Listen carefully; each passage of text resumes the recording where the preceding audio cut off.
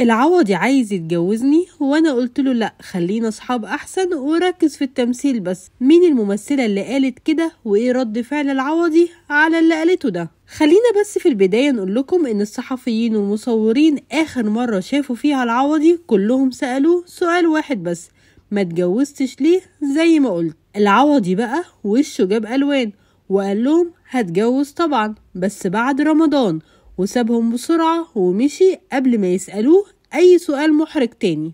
اليومين اللي فاتوا بقى انتشرت تصريحات كتير لغادة إبراهيم بتقول فيها إن العوضي عايز يتجوزها وهي قالت له لا مش هينفع. والغريب إن الصفحات كلها نشرت الكلام ده، لكن الحقيقة إن غادة قالت كده فعلا، بس كانت بتهزر مع الصحفيين وقتها، وقالت إنها معجبة بيه جدا وبتمثيله كمان. الغريب كمان في الموضوع ان العوضي تجاهل تماما تصريحات غادة إبراهيم